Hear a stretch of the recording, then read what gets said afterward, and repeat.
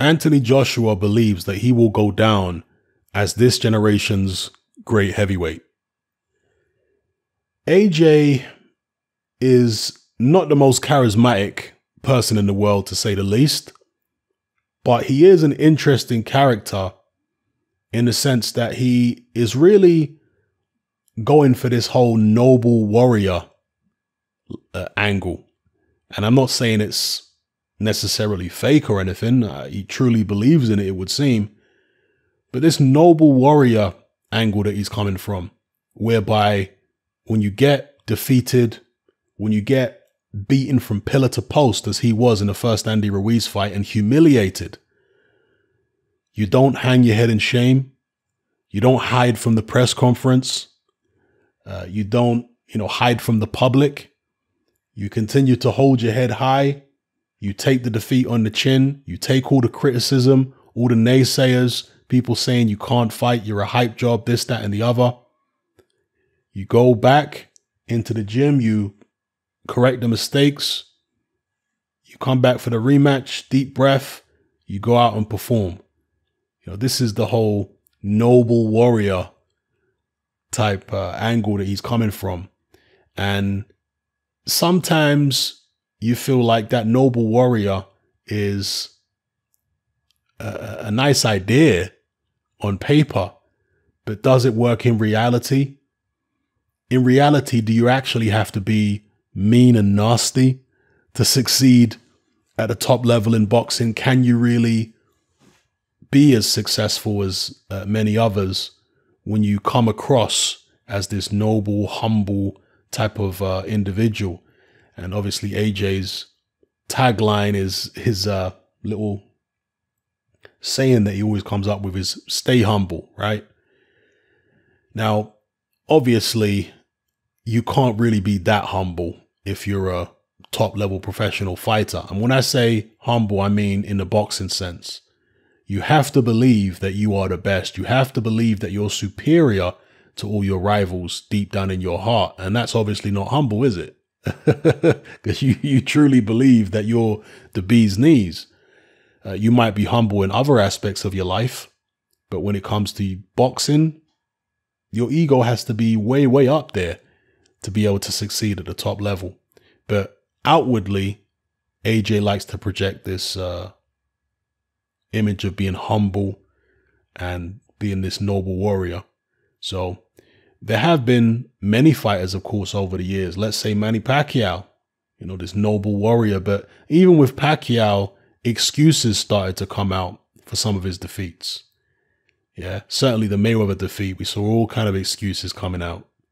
Maybe we'll see that with AJ at some time in the future, but at the moment, he hasn't been coming out with any excuses, certainly not for his first defeat or, some of the mishaps that have happened in his career so far. So, yeah, that's the thing that sticks in my mind about AJ is taking it on the chin and accepting the defeats and just coming back stronger. Will that work in the long run, or will he have to actually get more mean and vicious and defiant? Because right now, it's all very PC. From a psychological point of view, I'm talking about, will this work in the long run? Because there have been fighters, let's say Muhammad Ali, who was a great warrior, but even in defeat, he didn't like to give his opponent 100% credit. Because Muhammad Ali, wasn't a noted puncher or anything, but he was a vicious guy in the ring. Vicious, vicious guy, Muhammad Ali. He a fiercely competitive spirit, colossal ego. That's how Ali was.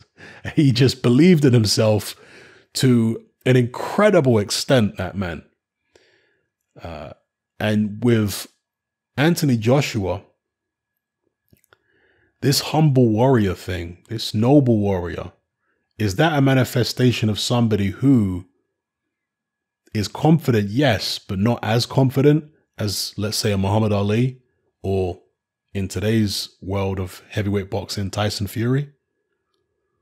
I mean, you'd struggle to find many heavyweights in history as confident as Muhammad Ali, but hopefully you get the point I'm making. When Joshua reaches his peak level of confidence that we're ever going to see in his career, will he still be this noble warrior guy, or will he be a guy who actually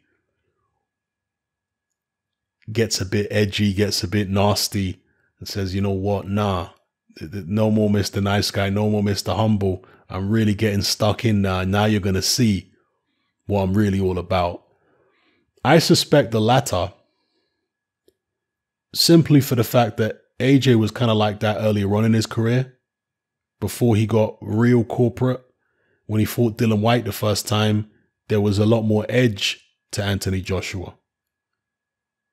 And I think that he's going to need that edge at some stage in his career before it's all over. That edge is going to need to come back. And we haven't seen that edge for quite a long time. We didn't really see it in the first Andy Ruiz fight. Yeah, he dropped Ruiz and whatever, but we didn't see that real meanness from AJ. Yeah, that mean attitude coming in the ring before he's even dropped the guy, just with a mean attitude. And I think at some stage that version is going to have to come back from AJ to see him at his absolute best. I could be wrong, of course. Maybe this is something, a bit different from a heavyweight champion. Because Lennox Lewis he was a mean guy. When you gave Lennox Lewis a tough fight, he didn't like to give you credit. he didn't like it at all. He was mean. Like when Frank Bruno gave him a tough fight, after it, he was still ripping into Bruno. Whenever Lennox Lewis lost the fight, he didn't like to give the guy any credit. Like Oliver McCall, he said it was a lucky punch. Hasim Bratman, same thing. Lewis always had this aloofness about him, this arrogance about him. He wasn't a massive trash talker, Lennox Lewis.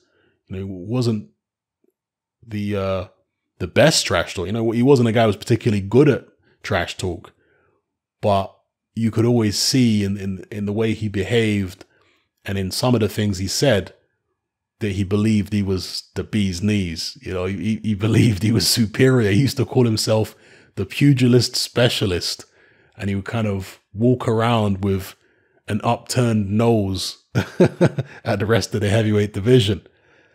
So, yeah, when it comes to Anthony Joshua, doesn't seem to have that type of arrogance towards his opponents.